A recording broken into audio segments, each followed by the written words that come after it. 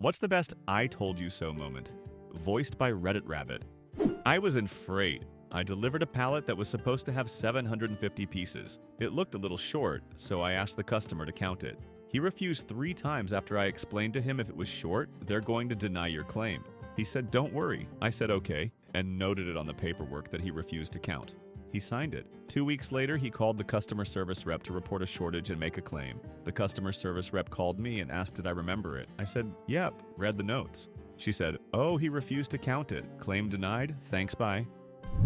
Ex-boss, who I was not fond of, had a vehicle he wanted to sell. He met someone who wanted to make payments on it, used private party, but take possession when they made the first payment. I told him not to do it. I said it was almost certain they will crash the car and then just stop paying, and he'll be left with a damaged car and no money. He told me I was dumb and went ahead with the deal. Okay, whatever you say. For a couple months, things were good and he was pretty smug. Then he comes in one day and tells me to research what happens if the above scenario happens, and the car was in a tow yard collecting fees. He wanted to know if he was responsible for the fees. I didn't even look up. Yup, if you want the car back, you are. People really just don't understand how car loans work, and it's always such an expensive lesson. A coworker of mine had her car totaled last year. She says, "Well, at least I don't have to pay my car payment tomorrow." I said, "Have they cut you a check?" "No, you need to pay your car payment tomorrow." "No, because it's totaled. The insurance company is going to pay for the whole car." "Have they cut you a check?" "No, I just said that. You need to pay your car payment tomorrow." Guess who didn't get a check for 3 months and took a 100+ point hit on her credit while she was in the middle of trying to purchase a new car? Until that loan is officially paid and closed, pay your bill. In the late 80s, I worked for my MIL as a regional manager of her business. I worked very long hours for $500 per week. At some point, I told her that I deserved a raise. She asked me how much I thought that I deserved, and I replied that she couldn't replace me for less than $1,000 per week. She responded that she was sure that she could, so I said, "Fine, show me." She had trouble finding someone and finally had to pay the $1,000, but after 2 weeks, he was totally incapable of doing what I did. So she had to split it into 2 regions and hire a second guy at $1,000 a week. After 6 months, she discovered that they teamed up to embezzle about $15,000. Of course, she never acknowledged to anyone, especially not me, that I was right and she fucked up badly. Reminds me a bit of my former job. We were a private company here in Australia that had government contracts all over the country and internationally to produce driver's licenses. That included front-end enrollment, photo capture, etc., as well as printing the licenses. So we had our computers, network, camera, and signature hardware rolled out in government offices. And we had our own service staff that looked after this. That was basically what set us apart from our competition. We could do the whole thing end to end, whereas our competition could only do printing and had to hire third parties to handle the front end parts. One day, our management decided to do some cost cutting and retrench all our service engineers and instead outsource this job to a contractor firm. I went to the absolute barricades to argue against this. Not just because it was plainly obvious that this would cost us money in the long term, but also because it would lose us customers. Producing driver's licenses is secure work, so all our service engineers had to have regular police checks done. If the government can't trust us with the job, they'll go elsewhere. It was no good. For all my complaining, they went ahead with the plan. Within 2 years, we'd lost most of our contracts. I left some time ago too. A couple of weeks ago, I went for dinner to catch up with 2 former work colleagues. Turns out that one of the 2 remaining contracts they still have is just about to leave too. Partially because the contractors they'd hired turned out to be disastrous. Huge staff turnover, very slow response times. Staff who have no idea what they're doing because they've received no training. But one of them even ended up stealing hardware that he then tried to sell. That is hardware used to produce driver's licenses. So obviously that stuff is highly secure and every last item needs to be accounted for. The CFO who pushed for outsourcing this job got let go not long after, but the damage was done.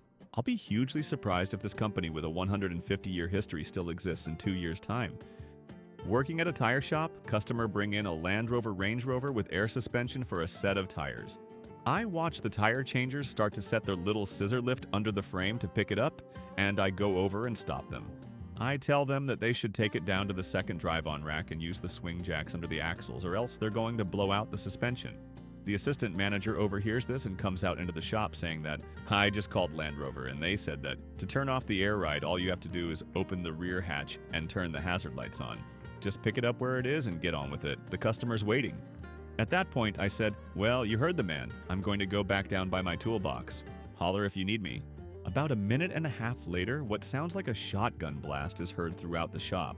They lifted the truck by the frame and blew out all 4 suspension airbags, just like I said would happen.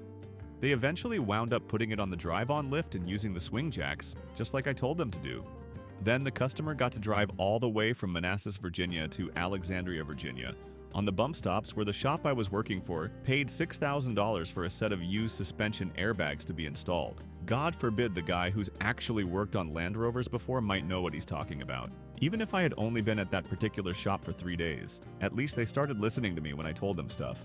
As a teacher, telling the head principal at my school that the way they were abusing the alternate assessment program to boost standardized test scores was not just a huge burden on teachers, but also illegal and likely to attract the scrutiny of the State Department of Education. He handed me a shitty assignment for the next year. I quit, and he ended up having to take that assignment, teaching 16 kids with emotional disorders across 3 grade levels in one classroom for the first month and a half of the school year, because they couldn't find anybody to take my place. I heard later that year that they came down hard on him for the scheme he'd concocted and ended up shutting down the alternative assessment program altogether. When I was 13 years old, I found out my brother was selling drugs out of my parents' house. He used to tell them he was giving away McDonald's coupons that he got from working the drive-thru. We lived in a very nice neighborhood, and I knew the influx of cars would attract police attention. After asking him to stop several times, I finally caved and told my parents. I was literally in tears because I felt guilty snitching on him, but felt like I had no other choice because he was going to ruin his life. When I told my parents, they accused me of being jealous of him for having better grades in school and called me a liar. He was able to continue on for 2 years before finally getting caught. Our home was raided, and he was on the 5 o'clock news that evening. My mother watched and sobbed, and I couldn't help but say, "I told you so." What could have been an easy conversation ended in federal charges and several $100,000 in lawyer fees. I was a contractor managing stormwater ponds. Happy to field questions on the topic. Cattails are usually bad because they grow so aggressively they'll clog inflow-outflow pipes and take up the flood storage volume. Also often are a monoculture with little ecological value. I had a manager I supervised who kept saying, "We don't have to sub that out to some company. I can rent an excavator and get all the cattails out, roots and all." He was a sketchy mechanic sort of character. Always had a MacGyver solution, always was double-dipping with work equipment. I finally approved his scheme to rent a Mini X. Guess who gets a "Tim, I fucked up" FaceTime 15 minutes later? Me. I drive across the state to get on site and see he's submerged the excavator in the pond and ran it so water sucked up the intake. We had to daisy chain 2 F-350s to the tow truck to tow the fucking thing 6 feet. He ended up buying it from the rental place and repairing it and flipping it. I warned my partner that I neither liked nor trusted a friend/colleague of his, and gave a detailed list of things that said friend had said or did that rang my alarm bells regarding his arrogance and trustworthiness. My partner brushed it off, saying I'm too sensitive and slightly biased. First chance this guy got, he inflated his abilities and experience in a way that caused an internal company crisis and could get him fired. My partner had a quiet word with him to try to warn him he was making a huge mistake and, in return, got belittled and gaslit in a lengthy blame-shifting message that ended with a jaunty, "Let's agree to disagree. When are we going for beers?" The best part for me was I didn't even have to say, "I told you so," because my partner was stomping around going, "What an absolute cunt. You were right all along, and I should have listened to you." When I was waitressing in college, I got seated a man and a woman together for lunch. When I asked what they wanted to drink, the woman put down the drink menu, sighed, and said, "Just a water." The man ignored me and said something like, "And another thing," complaining about something, loudly. He was switching from English into Spanish and back, and I just zoned out for about 30 seconds until I asked if I should give them a minute to decide. Dude turns to me like he's just seeing me. I was 21 with a tanning bed tan and color and blonde hair. I also worked a double the day before. He smirks and says to the woman, "This is what I'm talking about. Look at her. I bet she doesn't know one question off the test and she was born here. Why should I learn it?" The woman apologizes and explains they just come from taking the U.S. naturalization test and they would both have waters. I grab their waters and they are still arguing when I come back. I set the drinks down and turn to walk away when the man says, "Hold on." To his friend he says, "No, I want to prove a point." He then turns to me and asks, "Do you think you could pass the test to be a naturalized U.S. citizen?" I said probably, but I know that I'd love to take their order for them. Guy wasn't happy. Anyway, I get it. Tests are annoying. but he's wired into it by now and finally stands up upset and says, "Fine, say the preamble to the Constitution." Fellow Americans who had an insane social studies teacher in 8th grade who made you memorize the preamble to pass their class, stressed about it and thought they'd never make it to high school, this one is for you. I hadn't thought of the preamble since then probably.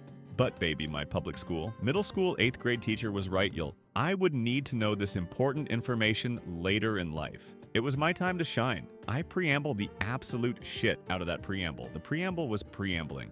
Didn't even have to Schoolhouse Rock sing it. It was like those 52 words were now a part of my DNA. I also stood up straight and stared off at attention to nothing, which I'm sure added to this pinnacle of my college career. The woman clapped when I was done. The man sat down hard and turned away from me. I then looked back at them and said, "Now, can I please take your order?" It was perfect. A bald eagle landed on my shoulder. Uncle Sam cried. Okay, no, but the woman said screw it and ordered beer and pizza, while he sat angry and silent. I got a $20 tip and the privilege of sharing this important information learned in school. Also on par with, but not quite as important as mitochondria being the powerhouse of the cell, it was a good day. Voiced by Reddit Rabbit, thank you for watching. Don't forget to leave a like and subscribe, it helps us grow.